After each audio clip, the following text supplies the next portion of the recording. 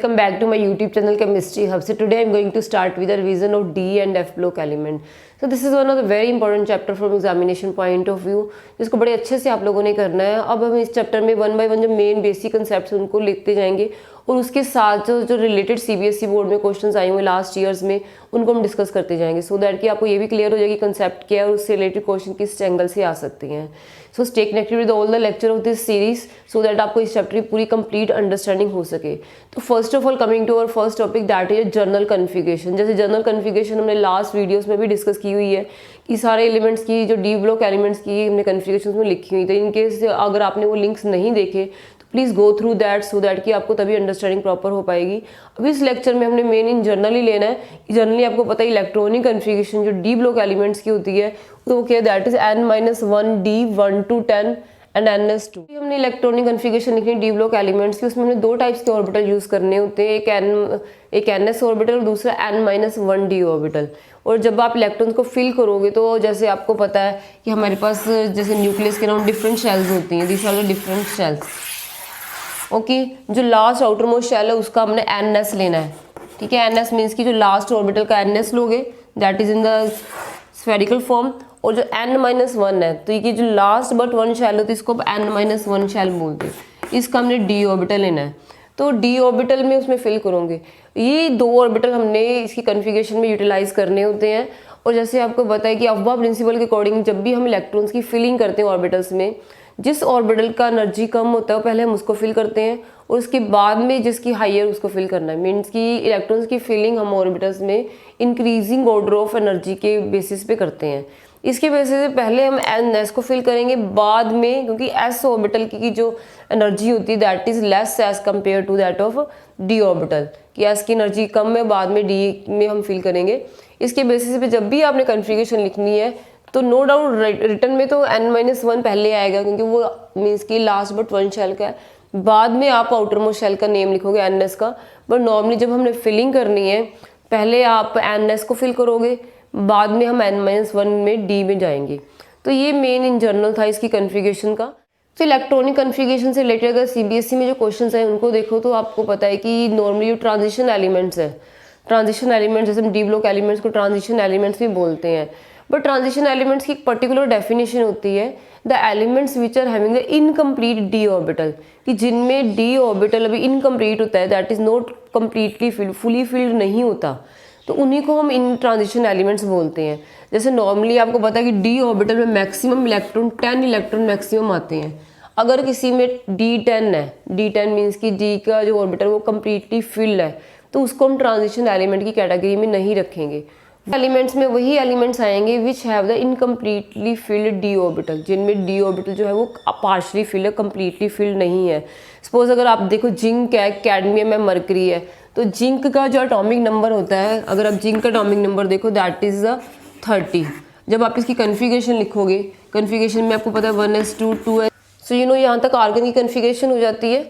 ठीक है, जो नोबल गैस स्कोर है, देन हमें पता है हमने पहले ns को फिल करना है 4s2 और 4s2 तक 20 हो गए। लास्ट हमारे पास जो 10 इलेक्ट्रॉन है that will go in the 3d। तो यहाँ से आप देख सकते हो कि अगर जिंक का आप केस लेते हो तो जिंक के केस में सारे इसके जो डी ऑर्बिटल है दैट इज कम्प्लीटली फिल्ड, वो D10 है। तो जिसमें डी कंप्लीट होता है तो उसको आप, जिसमें भी डी ऑर्बिटल पूरा कंप्लीटली फिल्ड होगा वो ट्रांजिशन एलिमेंट्स की कैटेगरी में नहीं आएगा।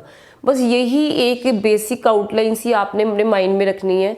कोई भी अगर क्वेश्चन आपको ट्रांजिशन एलिमेंट को डिसाइड करने के लिए आ जाता है, ठीक है, why it is not called as a transition element, क्यों है या क्यों नहीं है, तो उसके लिए बस एक बेसिक सा रूल याद रखना है।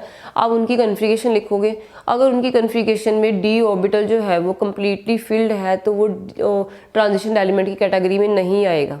अगर उसमें डी ऑर्बिटल इनकम्प्लीट है, D9 है या D मीन्स कुछ भी 1 से लेकर D10 तक है, 10 काउंटिंग करोगे 10 में वो कम्प्लीटली फिल्ड हो जाता है, बट अगर D10 से लेस देन है तो वो ट्रांजिशन एलिमेंट्स की कैटेगरी में आएगा। बस यही रूल आपने याद रखना है। इसके बेसिस पे जो क्वेश्चन पेपर में आया हुआ है हम वो भी डिस्कस करेंगे।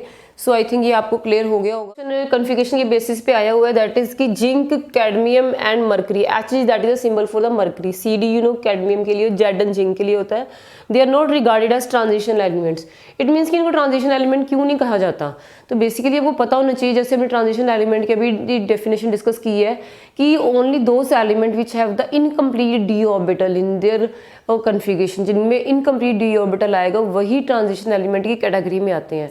तो अगर आप इनकी कन्फिगरेशन लिखते हो, जिंक, सपोज जिंक जो है, जिंक का एटॉमिक नंबर अभी आपने डिस्कस किया 30 है, तो अगर हम इसको शॉर्टकट फॉर्म में लिखें नोबल गैस स्कोर को यूज़ करके, क्योंकि एग्जाम में भी जब हमारे पास आते इतना टाइम कई बार नहीं होता कि हम 1s से स्टार्ट करें, आप शॉर्टकट में भी लिख सकते हो कि जो भी नोबल गैस उस एलिमेंट के एटॉमिक नंबर से पहले आती है हम उसको यूटिलाइज कर सकते हैं। जैसे आपको पता है कि जिंक से पहले क्या आता है, आर्गन, आर्गन का एटॉमिक नंबर होता है 18, इट मीन्स 18 इलेक्ट्रॉन इसमें कवर हो गए। देन हमारे पास पता है n-1d लिखना होता है, तो इस केस में आपके पास कौन सा आएगा, n- that is a 3d, क्योंकि इसमें लास्ट इलेक्ट्रॉन जाते हैं 4s में। 4s में कितने इलेक्ट्रॉन जाएंगे, 2, क्योंकि हमने फिलिंग पहले 4s की करनी है तो d की बाद में करते हैं। 4s में 2 भेजने के बाद आपके 20 हो गए, 10 और लेफ्ट, 10 किस में जाएंगे, d में। ये जो कन्फिगरेशन है that is of the zinc. तो इसकी कन्फिगरेशन से हमें क्लियर हो रहा है कि इसमें जो डी ऑर्बिटल है दैट इज कम्प्लीटली फिल्ड। अगर एग्जाम में आपको क्वेश्चन आता है तो आप इसका डी की जो कन्फिगरेशन लिख के मेंशन करोगे। बट अगर जब ये 2 इलेक्ट्रॉन लूज कर दे, मान लो इसको आप कॉमन ऑक्सीडेशन स्टेट में लिखो, अगर ये 2 इलेक्ट्रॉन लूज कर देता है जिंक से, जिंक 2+ हो जाता है, इवन देन मीन्स कि ऑक्सीडेशन स्टेट में भी अगर 2+ में भी आ जाता है, तो 2 इलेक्ट्रॉन जब वो लूज करेगा, जब भी इलेक्ट्रॉन लूज करने होते हैं तो सबसे पहले आउटर मोस्ट शेल से ही निकलते हैं। इट मीन्स कि अगर जिंक से जिंक 2+ आयन बनता है तो 2 इलेक्ट्रॉन कहाँ से रिलीज होंगे, वो 4s वाले ऑर्बिटल में से जाएंगे। और 2 इलेक्ट्रॉन को लूज करने के बाद भी जो अगर इसकी आप कन्फिगरेशन लिखो तो कितनी आती है, argon, then 3d10 and 4s 0, 4s तो शेल इसकी मीन्स की अब देखो ना उसमें से इलेक्ट्रॉन निकले, वो तो रिमूव ही हो गई है ना। तो ओवरऑल आप हम जस्टिफाई कर सकते हैं कि जिंक ना तो एलिमेंटल फॉर्म में ना ही इसकी कॉमन ऑक्सीडेशन में, दोनों में ही ये मेन अब देख सकते हो कि दोनों में ही इसके जो डी ऑर्बिटल है वो कम्प्लीटली फिल्ड ही रहता है, उसका डी ऑर्बिटल पार्शली फिल्ड नहीं होता। तो इस वे से हम बोल सकते हैं कि zinc is not considered as a transition element. अगर नेक्स्ट हमारे पास है कैडमियम, तो आपको पता है कि ये जो कैडमियम भी जिंक के ग्रुप का मेंबर है, तो कैडमियम का एटॉमिक नंबर कितना होता है, 48। सो इलेक्ट्रॉनिक कन्फिगरेशन जब कैडमियम की लिखोगे तो इसके पहले नोबल गैस स्कोर कौन सा था, 36 वाला था। इसके बाद 3d सीरीज के बाद जो, क्योंकि ये पैरेलल आते हैं zinc, cadmium and mercury, zinc first transition series में आता है, कैडमियम सेकंड ट्रांजिशन सीरीज का मेंबर है, और मर्करी कौन सी सीरीज का मेंबर है, that is in the last, then third transition series का मेंबर है। जब आप कैडमियम की कन्फिगरेशन लिख रहे हो तो 36 इसमें आ गए, तो इसमें इस बार क्या आएगा, 4d 10 एंड 5 2। तो आप देख सकते हो कि कैडमियम के केस में भी जब उसकी 48 में भी लिखो तो इसमें भी डी ऑर्बिटल के कम्प्लीटली फिल्ड है एंड 5s2 है, it doesn't have any partially field D orbital. In the same way अगर आप इसका भी मेंशन करो, अगर ऑक्सीडेशन स्टेट में भी देखें तो कैडमियम अगर 2 इलेक्ट्रॉन लूज कर भी देता है, इवन देन लूज करने के बाद भी इसकी जो कन्फिगरेशन बचती है क्रिप्टन एंड 4d10 हो जाएगा कि ना तो इसका नॉर्मल स्टेट में ना ही इसका ऑक्सीडेशन स्टेट में डी ऑर्बिटल इनकम्प्लीट होता है, वो कम्प्लीटली फिल्ड ही रहता है। तो इसी रीजन के कारण कैडमियम भी क्या ट्रांजिशन एलिमेंट की सीरीज में नहीं आएगा, कैटेगरी में नहीं आता। इन द सेम वे अगर हम मर्करी की बात करें तो मर्करी का जो एटॉमिक नंबर है दैट इज 80 एटॉमिक नंबर है। 80 एटॉमिक नंबर है तो इससे पहले जो हम कन्फिगरेशन लेंगे नोबल गैस स्कोर लेंगे वो कौन सा होगा, 54, that is of the xenon. 54 xenon का आ जाता है। और आपको पता है 80 एटॉमिक तक नंबर तक जाते जाते एफ ऑर्बिटल की फिलिंग भी शुरू हो जाती है। और हमने लास्ट लेक्चर में सारा डिस्कस किया वो कन्फिगरेशन का, तो उसमें 4f ऑर्बिटल आ जाता है। ठीक है, फर्स्ट जो एफ ब्लॉक एलिमेंट्स हैं उनमें 4f ऑर्बिटल की फिलिंग होती है, तो इसमें 14 इलेक्ट्रॉन जाएंगे। देन हमारे पास 4d पहले आ चुका है, 5d10 एंड 6s2। इस तरह सीक्वेंस आपने याद रखनी है। जब हैवी एलिमेंट्स आ जाते हैं, जैसे थर्ड ट्रांजिशन सीरीज के जब एलिमेंट्स शुरू होंगे तो उसमें एफ ऑर्बिटल भी आ जाता है। इंटरमीडिएट ट्रांजिशन एलिमेंट्स को भी हम निकालते हैं, लेंथेनाइट 50 और 7 के बाद सीरियम से लेकर ल्यूटीशियम तक, तो वो कैटेगरी वो उतने 14 एलिमेंट हमें पता है कि एफ ब्लॉक एलिमेंट लेंथेनाइट्स में हम रख देते हैं। इसलिए जब भी आपने हैवी एलिमेंट जैसे मरकरी की कन्फिगरेशन लिखोगे तो उसमें 4f ऑर्बिटल भी आ गया होगा, और f ऑर्बिटल की कैपेसिटी टोटल 14 की होती है। तो जीनोन के बाद 4f में जाएगा, देन 5d में 10, देन 6s2। अगर आप टोटल प्लस करके देखो तो हमारे कितने बन जाते हैं, दैट इज़ 80, क्योंकि जिनोन का 54 एटॉमिक नंबर है। 54 में आपने ये 14 ऐड किए, 54 एंड 10 64, देन 68, देन 2 70 एंड 10 80। तो मरकरी में भी आप देख सकते हो it has completely field D orbital, इसका जो डी ऑर्बिटल वो कम्प्लीटली फिल्ड है, तो इसीलिए मरकरी भी ट्रांजिशन एलिमेंट की कैटेगरी में नहीं आएगा। अगर आप इसका भी ऑक्सीडेशन स्टेट लिखो तो आपको पता ही है कि लास्ट आउटर मोस्ट वाले 2 इलेक्ट्रॉन है ये इसी को लूज़ करेगा। तो 2 इलेक्ट्रॉन लूज़ करने के बाद भी मरकरी में आप देख सकते हो तो ये क्या होगा, 2+ में आएगा मरकरी 2+ आयन। तो इसमें जब तुम लोग देखोगे 2 इलेक्ट्रॉन लूज़ कर भी देता है, तो 2 इलेक्ट्रॉन लूज़ करने के बाद कॉमन ऑक्सीडेशन स्टेट में 2+ में भी इसके पास आप देख सकते हो 4f14 5d 10 ही रहता है। ओके, इट मीन्स कि इन तीनों एलिमेंट्स के केसेस में zinc, cadmium, mercury they don't have incomplete D orbital in their elemental form as well as in their common oxidation state. ना तो कॉमन ऑक्सीडेशन स्टेट में D orbital उनका incomplete होता है, ना ही उनका नॉर्मल स्टेट में होता है। इसी रीज़न के कारण हम जो जिंक, कैडमियम एंड मरकरी को ट्रांजिशन एलिमेंट्स की कैटेगरी में नहीं रखते। तो सिंपली आप इसकी जब भी एग्जाम में आएगा तो आप इसका पहले तो ये मेंशन कर दो, you can mention the electronic configuration. ये आपको आ जाता है एग्जाम में, तो आप इलेक्ट्रॉनिक कन्फिगरेशन लिखने के बाद इसका एक रीज़न लिख दोगे कि zinc, cadmium and mercury do not have incomplete D orbital in their ground state. देख सकते हैं ग्राउंड स्टेट में भी उसका जो डी ऑर्बिटल इनका that is completely field and they don't have a incomplete orbital in the common oxidation state। Zinc 2+, cadmium 2+ और mercury 2+, ये इनकी कॉमन ऑक्सीडेशन स्टेट है। तो कॉमन ऑक्सीडेशन स्टेट में भी उनका जो डी ऑर्बिटल वो इनकम्प्लीट नहीं है, that is fully filled. So this is the reason. I hope ये क्वेश्चन आपको समझ आ गया, you can take the screenshot of this. Next question that is based on electronic configuration. क्या है कि उन्होंने बोला कि why does the copper in ground state and cuprous and can not be considered as the transition element. ये transition element, ये transition metal element को नहीं कंसिडर करेंगे। कॉपर को अगर क्यूपरस स्टेट में है, but cupric ion is considered as a transition metal.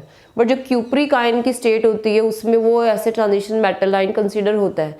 अब आपको पहले ये क्लियर होना चाहिए कि पहले ट्रांजिशन एलिमेंट की डेफिनेशन जैसे हमें पता है, इसमें इनकम्प्लीट डी ऑर्बिटल होगा वही ट्रांजिशन एलिमेंट की कैटेगरी में या ट्रांजिशन मेटल आयन की कैटेगरी में आता है। अब अगर आप देखो क्यूपरस और क्यूप्रिक आयन में क्या डिफरेंस है। क्यूपरस जैसे आपको पता है लोअर वैलेंसी होती है, क्यूप्रिक का मीनिंग होता है हायर वैलेंसी, कि अगर कोई एलिमेंट में एक से ज़्यादा ऑक्सीडेशन स्टेट शो करता है, एक से ज़्यादा वैलेंसी शो करता है, तो लोअर वैलेंसी में उसके पीछे सुफिक्स हम अस लगाते हैं, हायर वैलेंसी में उसके पीछे सुफिक्स लगता है तो इक लगता है। तो इनको ट्रांजिशन एलिमेंट है कि नहीं है, इसको जस्टिफाई करने के लिए आप फिर से इलेक्ट्रॉनिक कन्फिगरेशन लिखोगे इनकी। जैसे कॉपर है, पहले आपको कॉपर की इलेक्ट्रॉनिक कन्फिगरेशन क्लियर होनी चाहिए।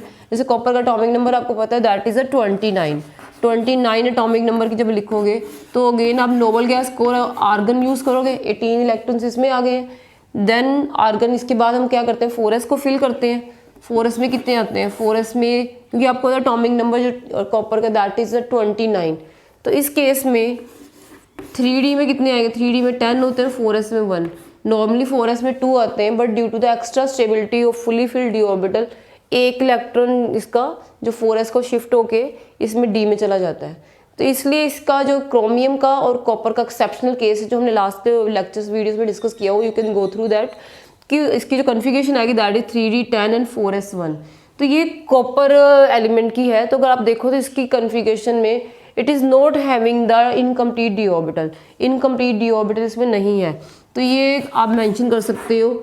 ओके, तो आप देख सकते हो कि कॉपर अगर एलिमेंटल ग्राउंड स्टेट में लिखते हैं तो उसमें उसका जो डी ऑर्बिटल है वो फुली फिल्ड है, तो you can mention the reason not have the incomplete D orbital, इसीलिए it is not considered as a transition element.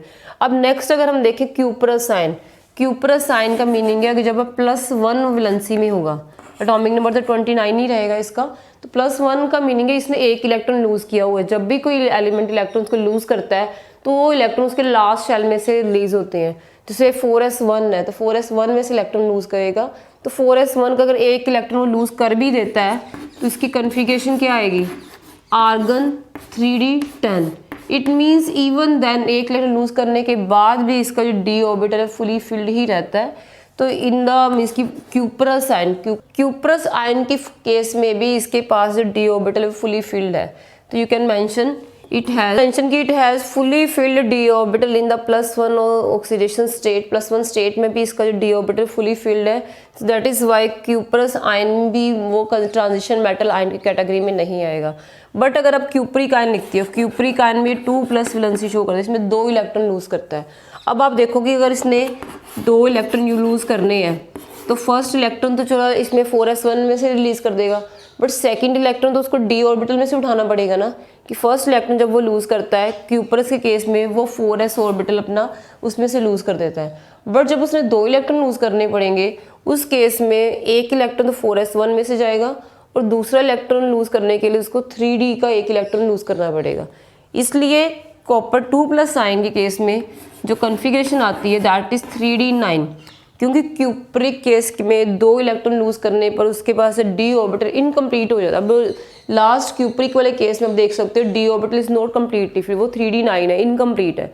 इसीलिए हम क्यूपरिक आयन जो है that is consider as the transition metal ion. ये तो transition metal ion की category में आ जाएगा because it has incomplete D orbital.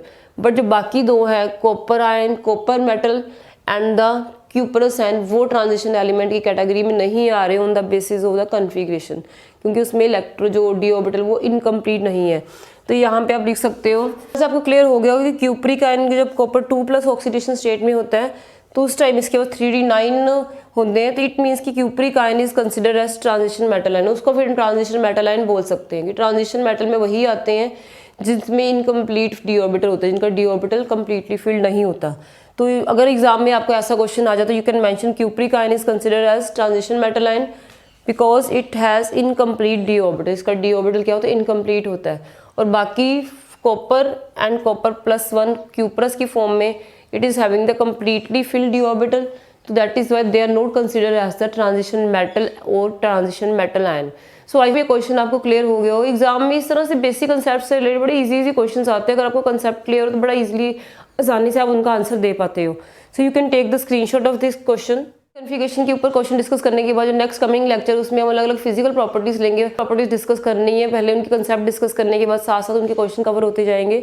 So stay connected with all the lecture of this series so that कि आपको इस चैप्टर की कंप्लीट अंडरस्टैंडिंग हो पाए। So stay connected and do subscribe this channel and share this video. Thanks for watching.